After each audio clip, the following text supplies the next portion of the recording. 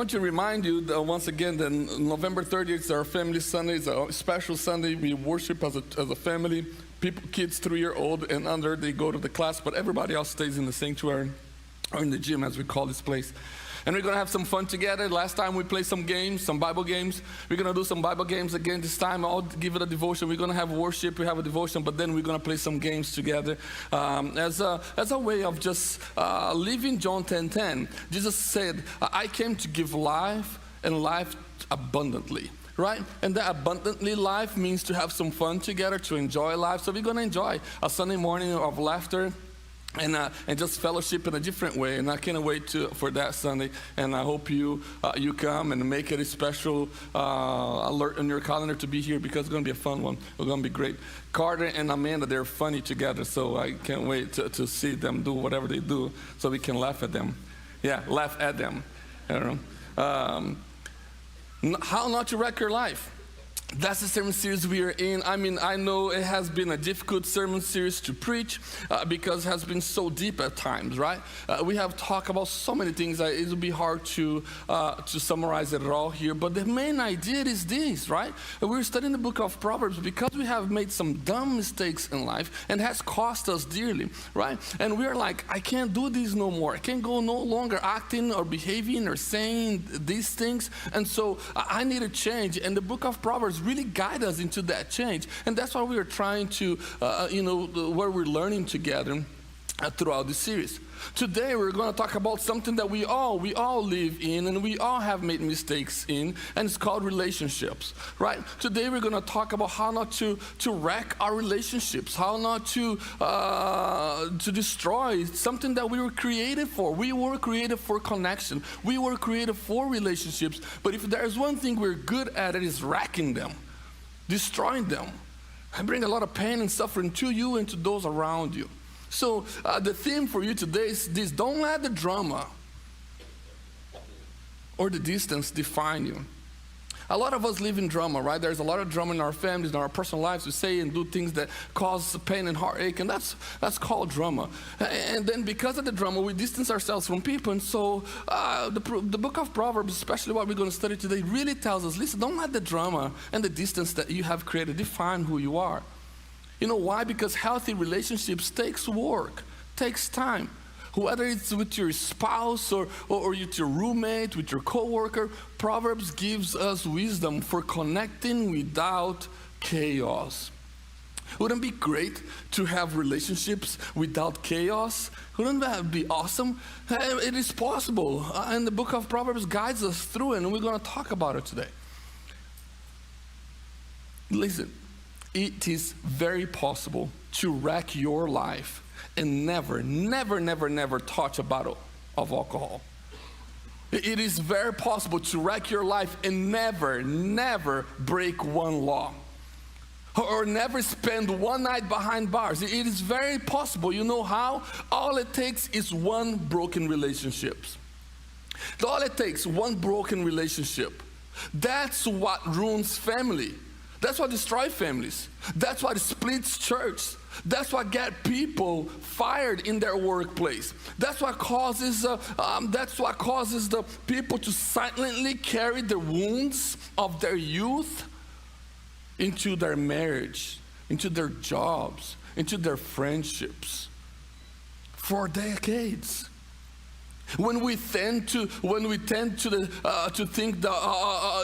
we think about the wreckages that relationships bring, we often think of something that is external, something that is done for us from the external, like cheating, like affairs, abuse, betrayal. But sometimes the most dangerous impact in life, it is not those of things that happens to us on the outside, it's those things that happens to us on the inside. It is the internal impacts that matter.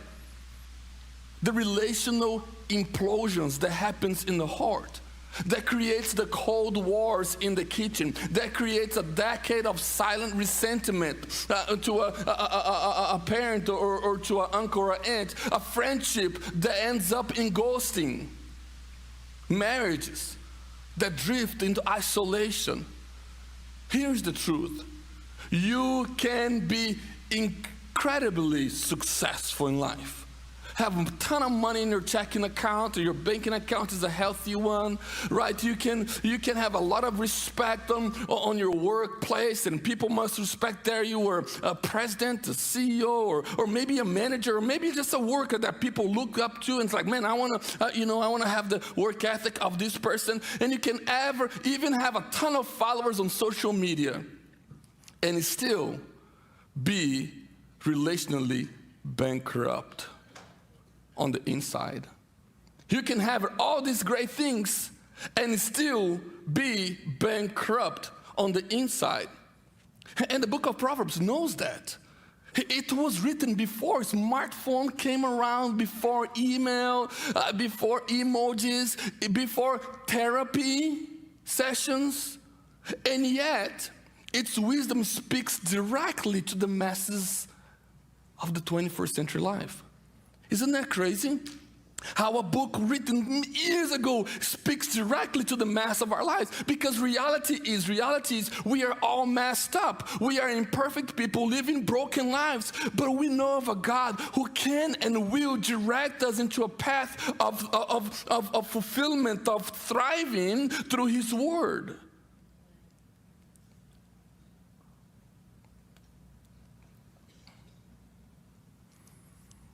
The Bible tells us something that is very important. Relationships cannot and will never, never, never run on autopilot. They will either drift towards destruction, or you're going to be intentional about it, and they will going to, be built into thriving intentionally. So let me say it differently. Relational wreckage isn't random. It's a result of ignoring wisdom.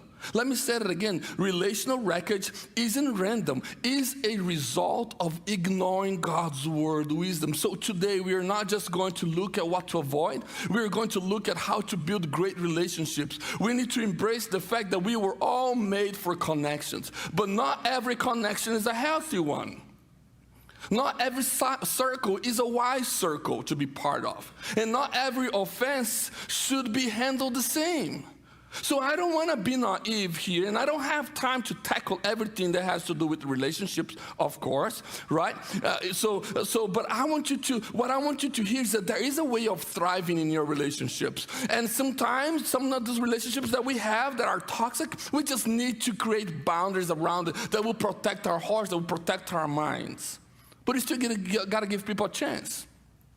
So Proverbs gives us the tools, not just to survive in our relationships, but to thrive in them. And a lot of us are surviving in our relationships. We are surviving in our marriage. We are surviving in the workplace. We are surviving our relationship with our friends. But the Bible speaks of something much better, something very different, which is the word to thrive, to live well, to grow, to mature.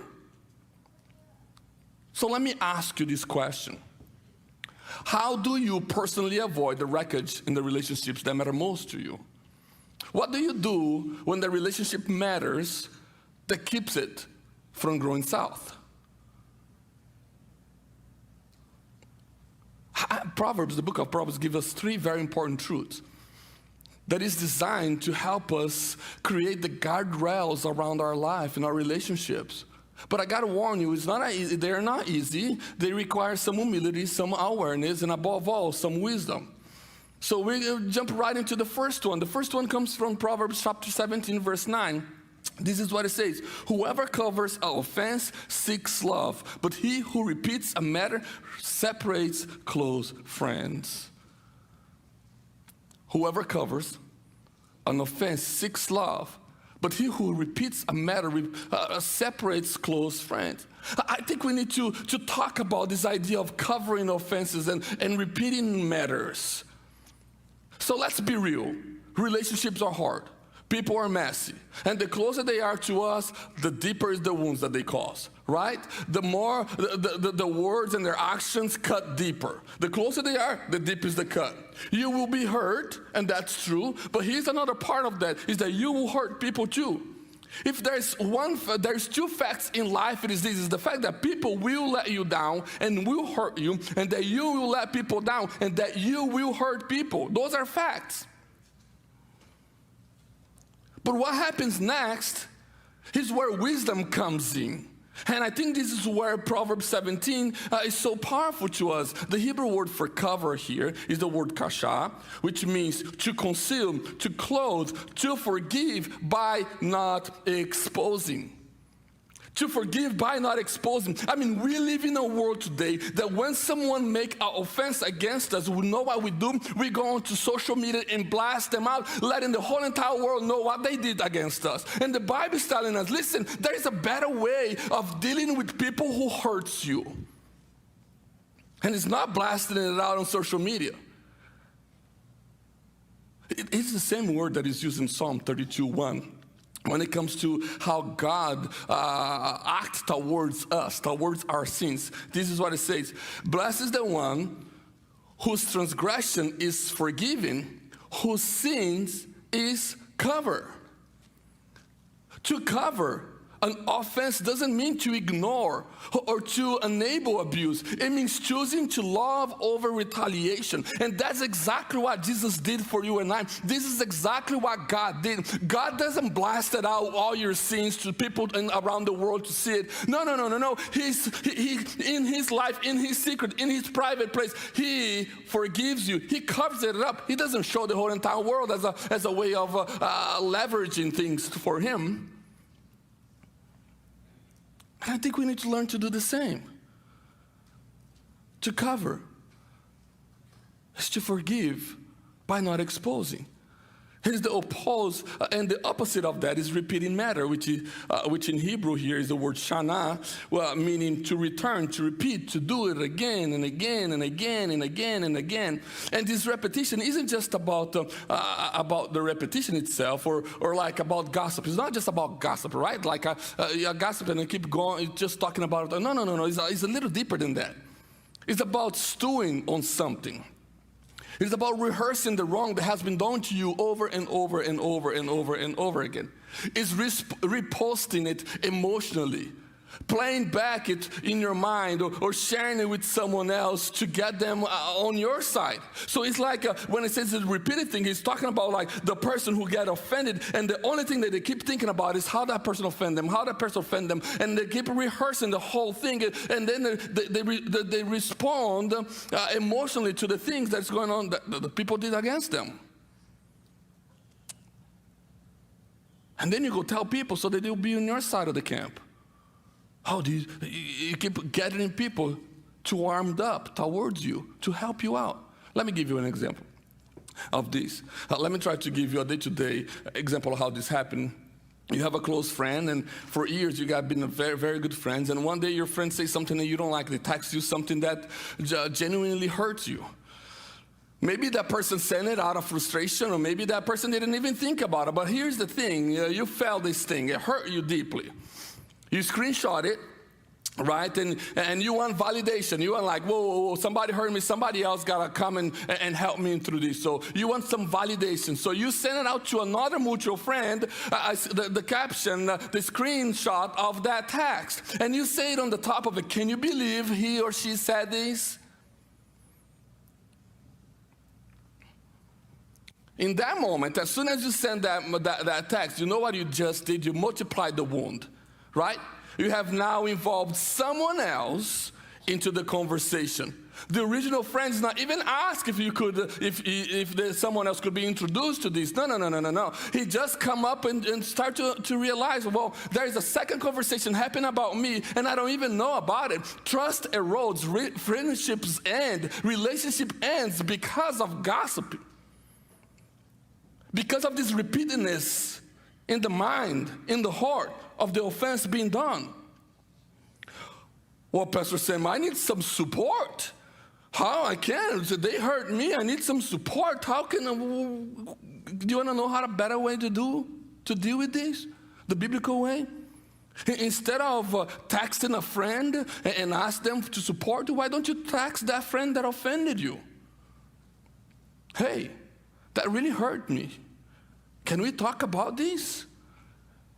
I'll give you a chance to explain yourself. And maybe that person will realize what they did and will apologize. And you grow closer together, not because you blast it out on social media, not because you're talking about it, because you covered the offense by forgiving that person in love. You have now just preserved a relationship and grown in maturity. That's the difference between repeating a matter and covering an offense. And Proverbs says that repeated matter, path, separates close friends. Relational ruin often begins with repetition of the same old offenses. The same old thing. You know how modern psychology calls these? And confirms something that Proverbs have been saying over 3,000 years, rumination. The repetitive focus on negative experiences, which increases stress, anxiety, and resentment.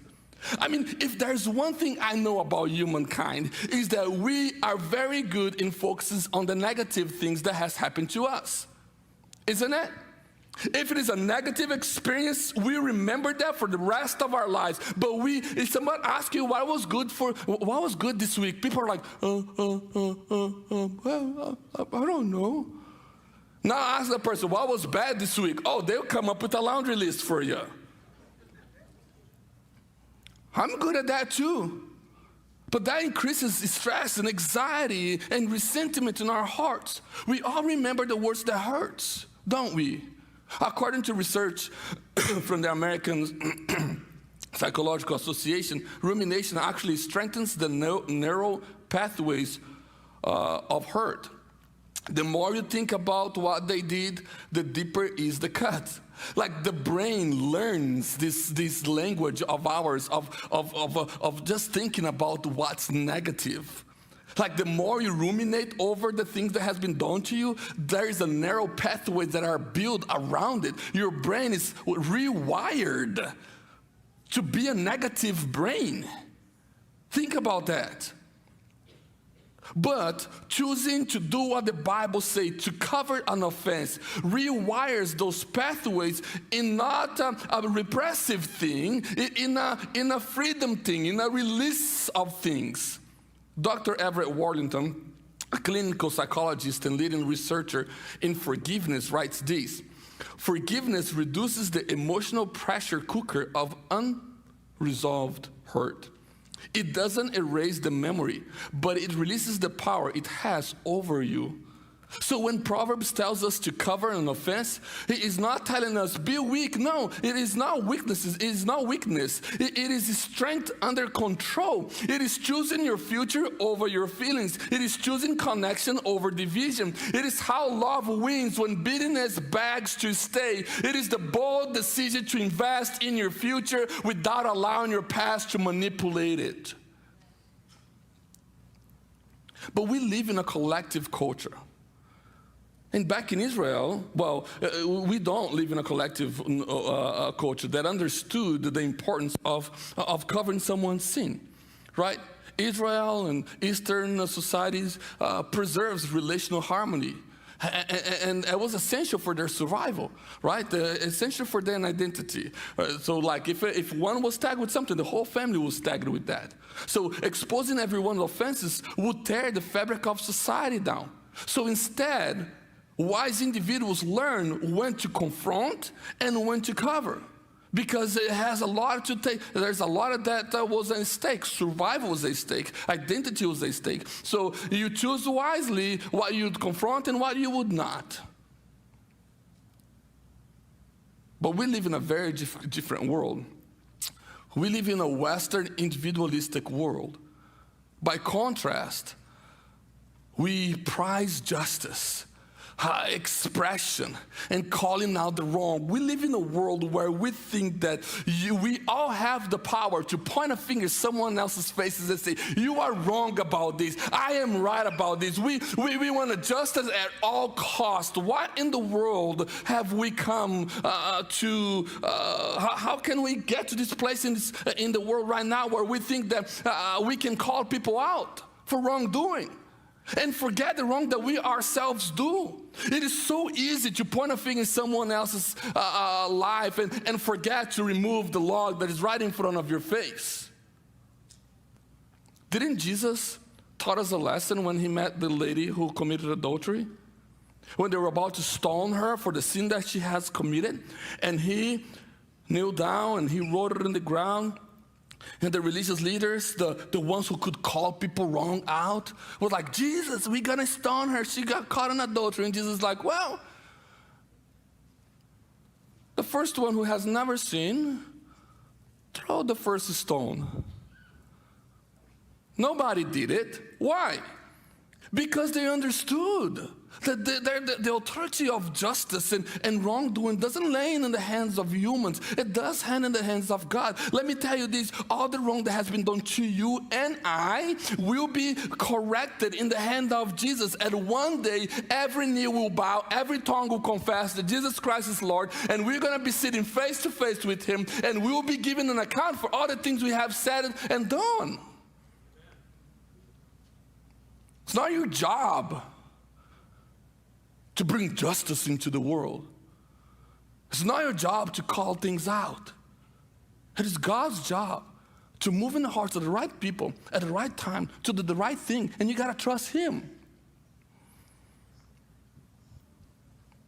The wisdom of Proverbs reminds us some things must be said, but not everything needs to be repeated.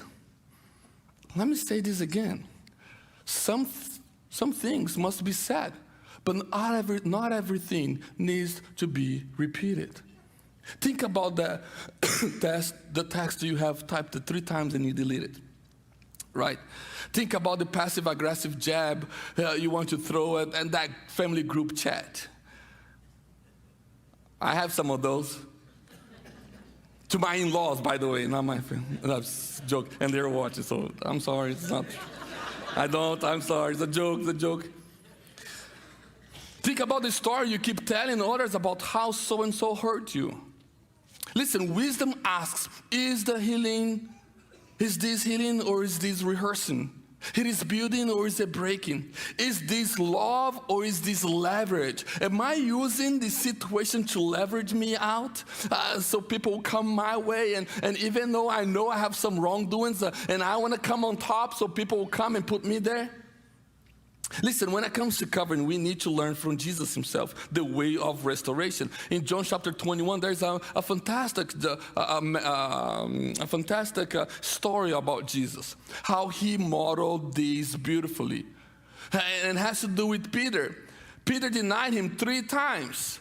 And while Peter denied him 3 times, Jesus didn't go public humiliate the guy. Jesus didn't expose him publicly. Do you remember that? Jesus had a good friend. Peter was his best friend, I would say, right? And they walked for 3 years together, and Peter's like, Jesus, I got your back. If anybody gonna hurt you, I got your back, Jesus. So to the point that when the guys came to take Jesus to jail, Peter cut the ear of a guy, right? I mean, he was pretty tough and he was with Jesus, right? But then when Jesus is going to the cross, what does he do?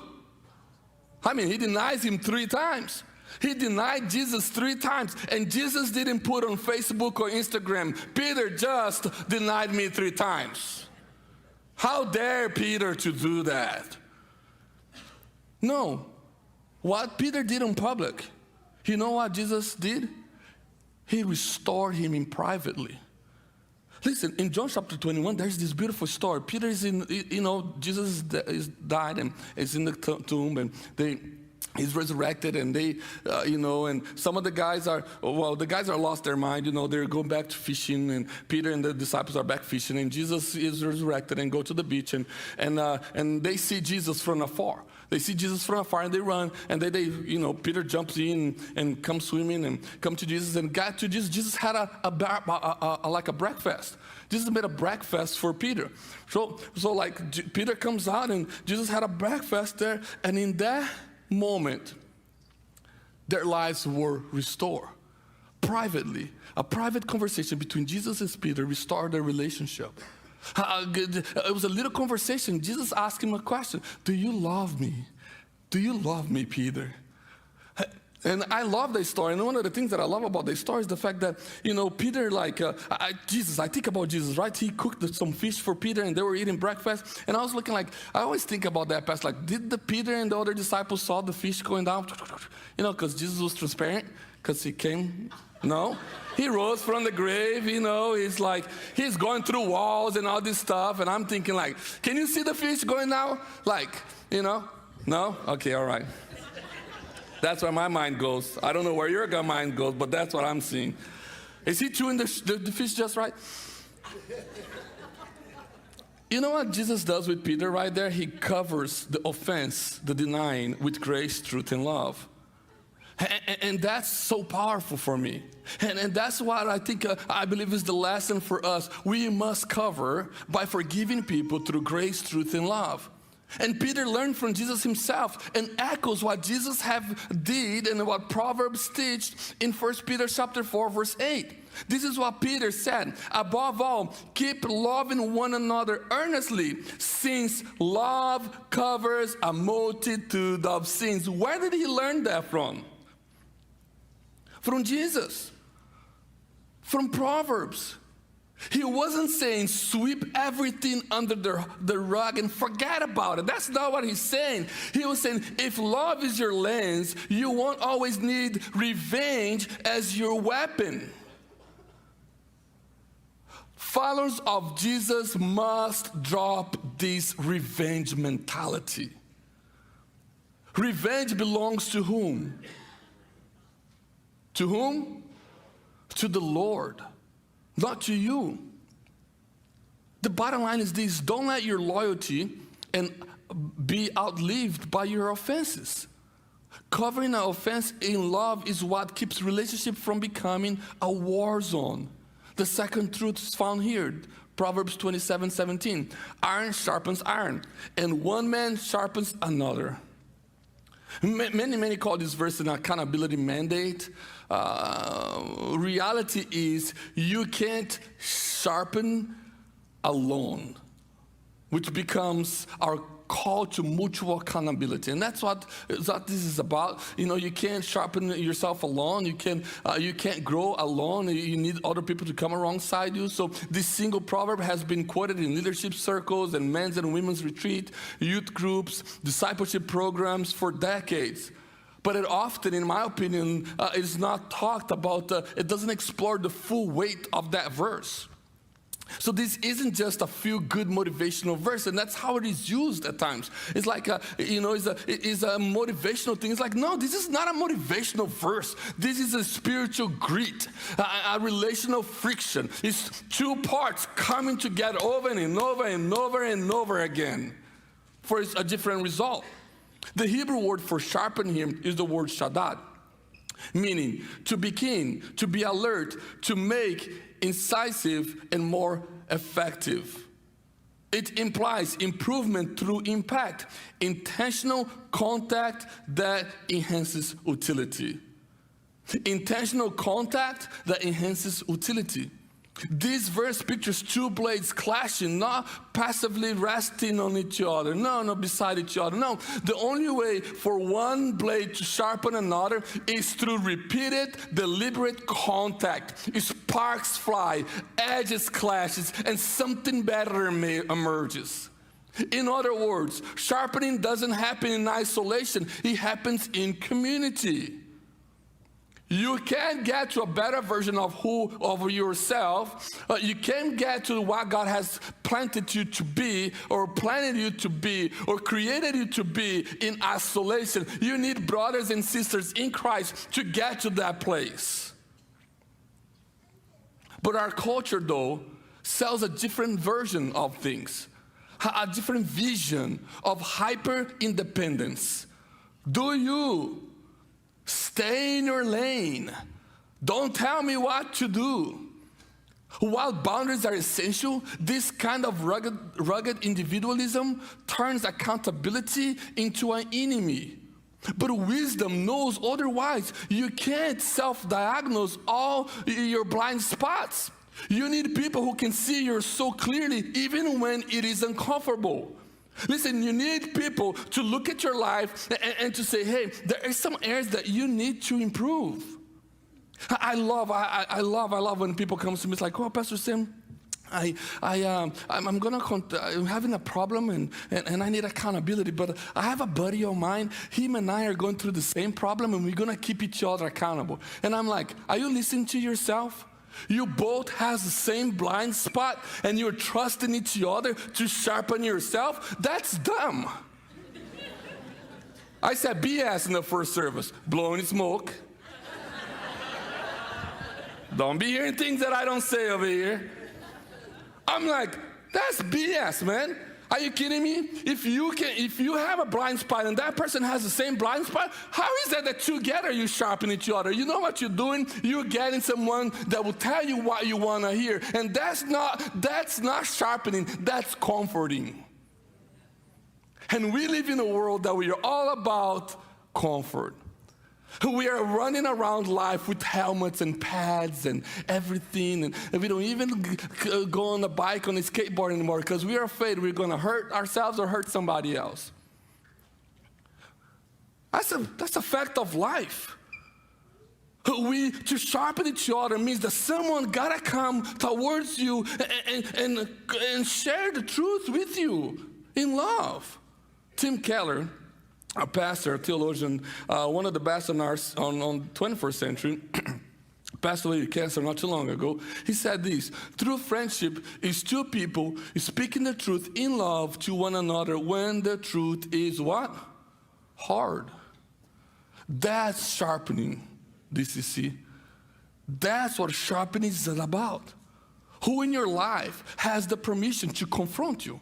Do you have that one person that can come to you and say, hey, Pastor Sam, dude, you're tripping over here, man. You got to get this thing straight up. You got to fix that one up, man. Who can say, hey, you are out of line here. You have been acting differently lately. Is anything going on? Without being ghosted?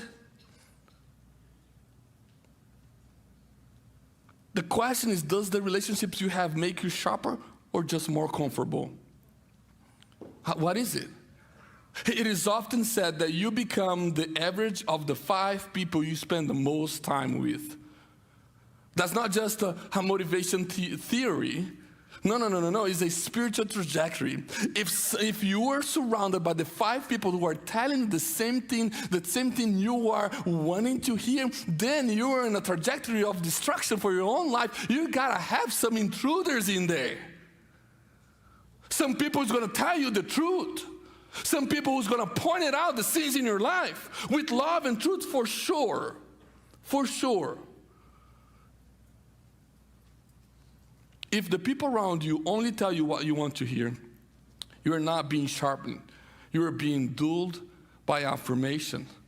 Sociologists have identified that strong tie relationships, those rooted in mutual trust, vulnerability, and consistency, are the most effective at sharpening behavior. These ties are forged through honest conversation, not shallow niceness. And when those ties include mutual encouragement and challenge, transformation happens.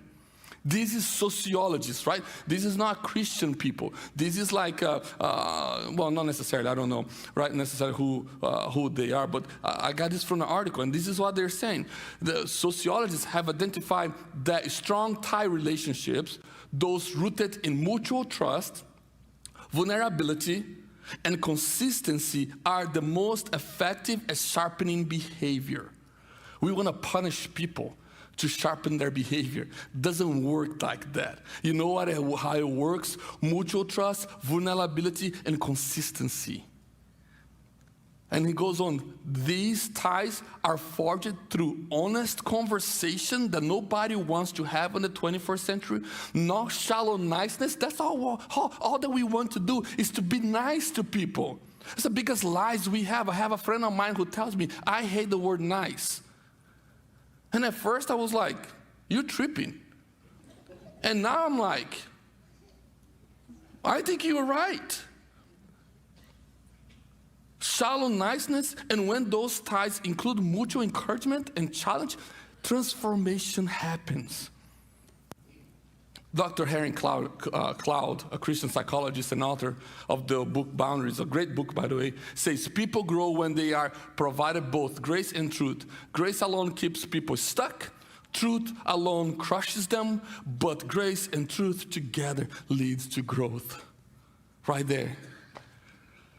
Proverbs 27:17 is truth and grace in motion, spiritual resistance training. Jesus modeled this kind of sharpening throughout his life. He confronted Peter's pride in Mark chapter 8. He challenged his disciples' selfish ambition on Mark chapter 9 and corrected their misunderstanding of what greatness is in John chapter 13. He didn't flatter them. He formed them. And the sharpening didn't end after Pentecost. Paul sharpened Peter in Galatians, right? When Peter waved in hypocrisy, Paul called him out. Why?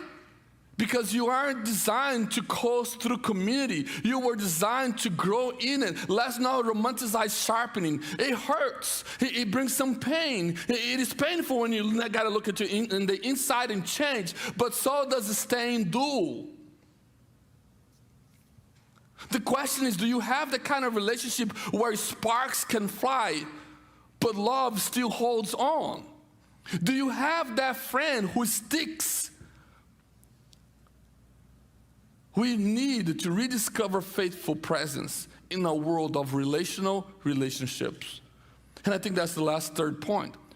A man of many companions may come to ruin, but there is a friend who sticks closer than a brother. So let's not romanticize friendship here. The Hebrew word for stick here is the word dakabak. The same word used in Genesis chapter 2:24. This is what it says. Therefore, a man shall leave his wife and his... That's not what it says. Well, if she doesn't cook good, you can't leave, I promise you. It's a joke, it's a joke. I made a mistake on first service. I was reading and I was thinking. So I made that mistake. Therefore, a man shall leave his wife. And then everybody was like, someone said, what? And I was like, oops, that's not what it says. Let's read it again. But if she don't cook well, don't stay on that. It's a joke. I'm joking. I'm trying to get my thought back to it. Therefore, a man shall leave his father and his mother and hold fast to his wife, and they shall become one flesh. It's the same word, the stick, that is the word here. You know, a man shall leave his home and his mom and his father, and then hold fast, stick to his wife. How we cleave, we're supposed to cleave, to hold fast to his wife. It is not about frequency of contact. It is about faithfulness of presence. It is a covenantal thing, not a casual thing. This proverb paints a contrast: many companions versus one true friend. Listen, we live in a world that we are surrounded by people who say they are for us, but in reality, when things go south, they all run away from you. Culturally, we have reversed the order that we see here in Proverbs. We gather hundreds of digital companions who likes us, who follows us, who connect to us. But those many companions can't carry you through the pain of losing someone you love. They are not there for you when you're grieving the loss of a loved one. They are not there to celebrate with you the wins of life. They will scroll past your grief. But a true friend, it sticks with you. When you are crying, they're crying with you. When you're celebrating, they're celebrating with you. When you're going through the fire, they're holding your hands and going in the fire with you. When you are surrounded and overwhelmed by all the business of life, they are there to sustain you. We have been sold this idea that the more people you know, the more connected you are. That's a lie. According to Vivek Murthy, U.S. Surgeon General, he says that loneliness has reached the epidemic high levels. And this is what he says: people are more connected than ever and simultaneously more isolated. Relationships have become thinner, more transactional, and often based on convenience rather than commitment. Well, isn't that the truth? This leads to a relational vacuum where people long to be known, to be valued, to be cared, but remain hidden. In Bowling Alone, socialist, a sociologist, Robert Putnam, which is a great, he's not a Christian guy, but I think he has great things to say about how technology has really changed our world, especially from 2011 and 12, somewhere in there. He wrote this: cultural decline in deep friendships, our civic life, less shared time, less mutual responsibility. The result, higher rates of depression, fragmented communities, and weak social fabric. And he blames that to technology. But God has designed us differently. It is one of, He has designed us to live differently. He designed us to live a life in faithfulness, in presence, and reflecting His character to those around us. Jesus is the ultimate fulfillment of what we're talking about, a friend that sticks. Jesus is the friend who sticks closer than a brother. He entered your pain, our pain, bore our shame, and remained faithful even when we were not faithful to Him. John 15:13 says this: greater love has no one than this, that someone would lay down his life for his friends. Let me tell you this, for Jesus, it doesn't matter what you have done in the past, what you're doing in the present. What He wants us to is that you would welcome Him into your life so that He and you would build a future together. He is the friend. When you were down and out, don't go on believing that Jesus dropped you, that He's like, oh, I'm not going to be with you no more. No. When you were down and out, when you're in the dumps of life, Jesus was there with you. He doesn't leave His friend. He sticks with it. Jesus didn't just teach about friendship. He redefined friendship in the cross. Jesus gave us a model of faithfulness, costly, inconvenient, unshakable friendship. It doesn't matter where you are with life, Jesus is with you and for you. And now Jesus calls us to live that out into the real world. Let me put it in one last illustration, and then 5 steps here, and we are done. When I'm thinking about these, I think about of your relationships like a laundry basket, right? Every day, whether you realize it or not, you're putting things into it. So into each other's basket. So let's stay, at home. Let's make it a husband and wife thing. And, you have a husband has his laundry basket and the wife has his laundry basket. I hope you guys do that at home, because in my house, I have mine and she has hers, and she don't put her nasty stuff on my stuff. Doesn't happen that way, right? I separate stuff here. So we have 2 different baskets, and you're putting things on each other's baskets. That's words, response, gestures, assumption. Over time, those baskets fills up. They either overflow with love and patience, or get buried under bitterness and miscommunication. And the choice is yours. Will you leave it there, the dirty laundry, sitting there until it sours? Or will you sort through it with honesty and integrity, care, love, and intentionality, so that healthy relationships will start to foster? What will you do? Will you let it sit there and sour, or will you sort through it with honesty, care, and intention? Healthy relationships don't just happen. They are maintained just like laundries.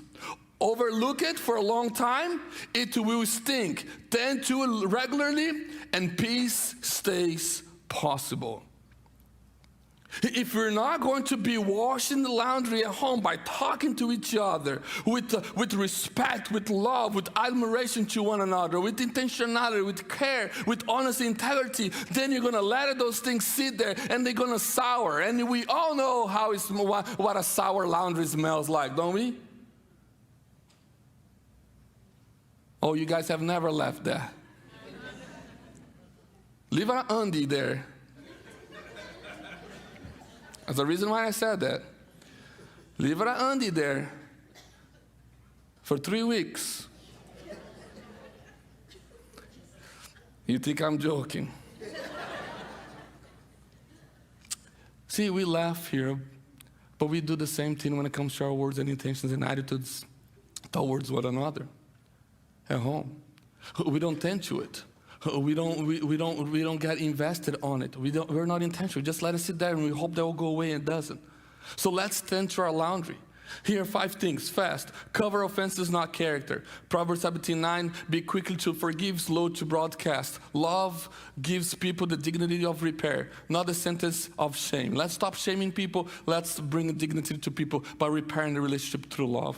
When someone offends you, pause, pray.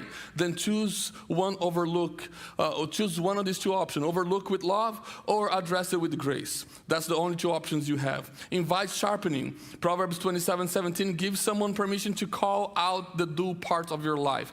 Ask one trusted friend this week, is there anything in me you have hesitated to say, but feel I need to hear it? Go ahead, tell me up, tell me straight. Do it with love though, you don't have to be a jerk about it, right? Be a stick with a friend. Be a stick friend. Proverbs 18:23 says, presence matters more than perfection. Text or call someone you haven't connected with in a while. Tell them, you matter, I'm here, let's catch up. Practice relational hospitality. Romans 12:10 says this, love one another with brotherly affection. Outdo one another in showing honor. Speak well of people behind their back. Don't speak evil of people behind their back. Invite others into your timetable. And trust. Invite them to eat dinner with you. And then the last one is reflect Jesus. John 15:13 says that Jesus laid down his life for us, right? Ask God to make you more like Jesus in how you initiate, endure, and enjoy friendships. So maybe as you have listened here, some names came to mind. Someone hurt you, someone ghosted you, someone you need to forgive, maybe someone you need to thank. I don't know, maybe some of those things came to mind. Don't let distance or drama define you. Let wisdom guide you. Don't ghost people, go. Don't assume, ask. Don't blame, bless. And when you forget how, remember the one who never forgot you. Jesus didn't wait for you to get it right. He came close, he forgave the offense. He bore the shame. He stayed when others ran and loved you to death, to his death, into his death. So you could love others with his strength, not your own. Maybe your heart feels heavy from relational wreckage, or maybe you feel lonely like the many companions still left you in ruin. Today is a good day to ask God for healing and for courage. Pray, invite Jesus into your relationships, your marriage, your team at work, your roommate relationship, your estranged family. Let me transition to communion.